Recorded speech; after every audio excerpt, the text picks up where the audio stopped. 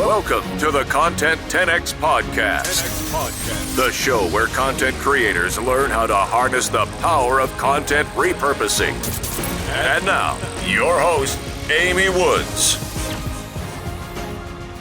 Hello and welcome to this week's episode of the Content 10X Podcast. I'm your host, Amy Woods, and this week I've got a different, and I hope you'll agree, really interesting podcast episode because I am sharing with you the first chapter of my audiobook, which is really exciting. So I've just brought the audiobook out. It's available to purchase now on Amazon with Audible and iTunes as well. It's called Content 10X, More Content, Less Time, Maximum Results. And I've been so pleased with all of the feedback that I've received from everyone and all the great reviews. But it seemed only right to have an audiobook version as well. In the whole spirit of repurposing, it's all about providing content in different formats. So it's now in Kindle, it's in paperback, and it's also available to listen to in audiobook. And furthermore, in the spirit of repurposing content, I thought it'd be wonderful to share the first chapter of the book as this podcast episode for you to listen to. So here we go. I hope you enjoy it. Chapter 1. What is content repurposing? Imagine a world where Spider-Man had never evolved beyond Stan Lee's comic books, without the blockbuster movies, childhood TV shows, computer games, toys, merchandise or book. Think how many people would have missed out on getting to know their hero, Spidey. What if Walt Disney had stuck with cartoon animations? Without Disneyland, the Disney Channel and Disney stores, millions of children would have missed out on his magical stories. And how about Victor Hugo's Les Miserables? Without the stage show and TV and film adaptations of this 19th century French novel, few would know this powerful tale of redemption and loss. Had these iconic stories not been repurposed into multiple formats, millions of people will be completely unaware of their existence. And it's exactly the same with your content. If you are only sharing your content in one format, for example, as a podcast episode, blog post, or YouTube video, thousands, millions of people could be missing out on your message. Most content creators recognise that to reach their intended audience, they need to be present on multiple platforms. It's very easy to get lost deciding where to begin or become inconsistent when you run out of time, leaving you stressed and exasperated. It's time for this to stop. With the right mindset, systems and processes, plus some ninja tricks, you can maximise the potential of every piece of content that you create. This process is known as content repurposing and will allow you to connect with a bigger audience than you ever thought possible. If this sounds good, then buckle up and get ready to learn how to harness the power of content repurposing. Let's start with the content. When I tell my friends and family that I'm an expert in content repurposing and that I run a creative agency that creates and manages content, they often don't quite understand what that means. What do you mean by content and what sort of content? So before we set off on our journey to discover how to repurpose content like a pro, it's worth pausing for a moment, not just to define what content repurposing is, but also what content is too. In marketing terms, content is simply a message or information packaged up in a particular format to reach its intended audience. Content marketing is a form of marketing that focuses on sharing information and messages. It's about adding value and about storytelling. So content marketing is more about your audience than it is about you. By sharing content with your audience that will benefit them, you're also subtly stimulating an interest in you and your products and services. Content marketing is a long game, but ultimately it's about developing a relationship with your audience. Content marketing builds trust, and that's what converts a browser to a lead and ultimately to a customer. Content comes in many forms and can vary wildly in terms of usefulness, relevance, and quality. Blog posts, ebooks, YouTube videos, vlogs, social media posts, articles, white papers, press releases, published books, live streams, webinars, seminars, live events, online events, infographics, presentations. All of these can be classed as content because they're all communicating a message to an intended audience. Now we're agreed on what content is. It's time to consider content repurposing. Content repurposing is about getting the maximum return from every single piece of content you create. Content repurposing can take many forms, and there are lots of creative ways that you can repurpose your content, but every content creator must repurpose. For example, you might record a video, turn the audio into a podcast, use a number of short clips to create audio or video trailers, then turn the transcript of your video into a blog post, and so on.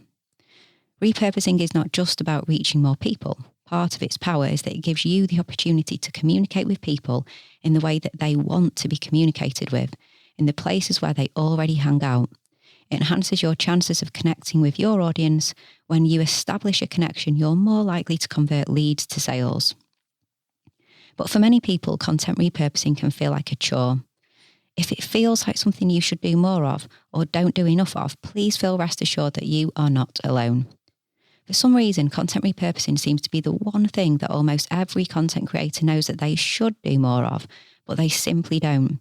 In fact, instead of repurposing their existing content, many simply keep creating more and more new content. And yes, you should be doing this, but you don't always have to reinvent the wheel. The desire to produce more new content reminds me of an early digital marketing course that I took a few years back. It pushed the idea of writing a blog post and emailing your subscribers every day. When digital marketing was in its infancy, this might have been an approach that delivered results. But today, with content oversaturation, I am firmly of the view that developing a handful of high-quality ideas each month and socialising these properly will win over a volume strategy 9 times out of 10. When you repurpose your content, you put rocket fuel on it. It's a content marketing strategy that simply shouldn't be ignored because the majority of hard work has already been done. You owe it to yourself, your content, and your audience to repurpose. Content repurposing is not copy and paste. So let's dispel this myth. Content repurposing is not limited to copying and pasting the same content in a bid to republish that content in different places. You can do this, and it's often not a bad idea, but repurposing goes so much further than republishing. It's about being imaginative and creative with the content that you already created so that it can be used in different ways. Many types of content can be repurposed. Often when we talk about content repurposing, we talk about repurposing a blog post, a podcast episode or video, but it doesn't stop there. Perhaps you've written a substantial post on LinkedIn, recorded a Facebook Live video or created oodles of membership site content.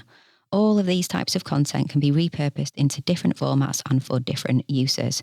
In other words, content that can be repurposed can be anything that you create and share in order to inform, educate, or entertain users. In part 2 of this book, I share lots of tips, tricks, ideas, and more for repurposing all forms of content. The key thing is that you continue to add value to your audience. Repurposing is not just a content thing. Imagine if J.K. Rowling had stopped with the Harry Potter books. There would be no Harry Potter films, theme park, merchandise, or spin-off books and films. When you think about what repurposing is, it's taking something that has already been created and then working out ways to maximise the value and the potential. You want to ensure that all of the hard work that went into creating it doesn't go to waste. The more unconstrained your thinking is, the better, and we'll see that later in the book. I'm currently watching The Walking Dead, which started as a comic book and was later repurposed into a TV series. Architects are continually repurposing buildings, for example, repurposing a power station into an art gallery, which is the Tate Modern in London, or repurposing old, disused warehouses into a rave venue or fabulous apartments. So much good can come out of repurposing. It's critical to embrace the idea that your repurposed content may have more impact than the original. Many people assume that nothing will ever be as good as that first original piece of content. It becomes a flagship piece of content and nothing can knock it down from its pedestal, right? Wrong. When you repurpose your content, your repurposed content should not be seen as the seconds of the original content. It should stand alone as valuable content. There may even be occasions where your repurposed content proves to be more effective and impactful than the original piece of content it was repurposed from. That's okay. In fact, instead of thinking that the original piece of content is where you have expressed your thoughts and opinions in the best light, consider this. What if that original piece of content is not your finest hour? What if your finest hour is yet to come in the way that you repurpose your content? Let me share a few real-life examples of where great things have come from repurposed content because the people who created it were able to see beyond the original content to create something even more exceptional. Dom Perignon was a French Benedictine monk from the 17th century. He is known for pioneering a variety of winemaking techniques, and it was his forward thinking that led him to look beyond the existing wine they produced to see its real potential. So the story goes, the problem with the wine was the fact that it was quite bubbly. The bubbles were a sign of poor quality and something that winemakers didn't want to see. Instead of getting rid of the spoiled batch of wine and starting again, Dom Perignon experimented with different blending techniques and thus champagne was born. This is a perfect example of someone who was able to see beyond the original to discover something even more precious. In the same way, we can shift our mindset and start to consider the possibility that our original piece of content may be repurposed into spectacular, wonderful, bubbly new content. Stephen King, novel into movie. Have you ever heard of Stephen King's book, Different Seasons? If you're a fan of the famous horror writer, chances are that you have it on your bookshelf or Kindle library, but if you're not, then you may not be familiar with this work. You've probably never heard of it. Different Seasons is a collection of short stories, and although it's not as popular as, say, The Shining, it yielded two very well-known movies, The Shawshank Redemption and Stand By Me. Shawshank Redemption is based on Rita Hayworth and Shawshank Redemption, the first novella in Different Seasons, while Stand By Me is based on the third story, The Body. This is another prime example of content that has been repurposed into something much bigger and more successful than the original piece of content. Both of these films are fantastic in my opinion. I've watched them more times than I can remember. Pareto Principle, the 80-20 rule. Another excellent example of repurposed content that took on a life of its own is the Pareto Principle, otherwise known as the 80-20 rule. An Italian economist called Vilfredo Pareto published the papers Cours d'économie politique in 1896, based on the fact that 20% of the population owned around 80% of the land in Italy. This is where the 80-20 rule originated, but how many of us actually read the original paper? I'm betting not many, and yet you've probably still heard the 80-20 rule. You might have even said 80-20 in some way, shape or form in your life perhaps. How did this happen? Well, the original writer did a lot of lectures and public speaking, and other people listened to his ideas and spread the word. Throughout the years, the Pareto Principle has gained further exposure and worldwide recognition thanks to word of mouth. People took Pareto's original paper and theory and repurposed it into something much greater.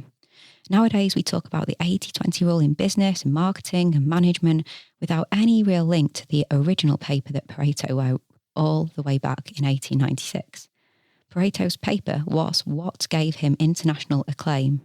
Pareto's paper wasn't what gave him international acclaim, but rather the first stepping stone that his content took towards greatness. Pareto's story is the perfect example of the power of socializing our ideas, also known as repurposing. Repurposing and repackaging an original message and adding even more value to it with a new form of content. Always look for ways to add more value. With everything you create, you should always try to add value by expanding one piece of content into a new piece of content and then adding even more value to your original idea or concept. You should also look at opportunities to add more impact and a little edge. I dare you to try. Take your blog post or podcast to a live audience on Facebook or Instagram, for example, or take it to a live Twitter chat. Invite people with opposing views to you. Bring in a little bit of a debate. There are so many different ways that you can repurpose your original message, and that's what it's all about. Not so much repurposing content, but rather repackaging a message. You have a message that you have communicated in one way. How can you communicate that same message in different ways to reach and connect with more people? Sometimes the first piece of content you create is just the beginning, with something even more fantastic to come. And there we have it. I hope you enjoyed the first chapter of my audiobook. I can't tell you how much time and effort went into recording the audiobook. There were many days over at the Rebel Base Media Studios in Sheffield in the UK recording the audiobook, but I know it will be worth it. I know many of you would prefer to listen rather than read, and I'm really pleased that I was able to do it in my own voice as well. So thank you so much for listening. I hope that you enjoyed this rather different episode of the Content 10X podcast this week. Please do join me again next week. I really do appreciate your time. If you'd like to get a copy of the book, whether it's Kindle, audio, or of course the paperback version as well, then head to content10x.com/book or just head on over to Amazon as well. If you're interested in our fully done-for-you content repurposing service, then do head on over to content10x.com to find out all about that. We work with podcasters, video creators, live streamers, and help you to repurpose your content. If you like listening to the podcast, I'd love it if you could subscribe and leave a review. It really does make a difference for me. And please do follow me on social media as well. I'm at Content10x on all of the social media platforms. All that's left to say is thank you so much for listening, and I'll catch you in the next episode.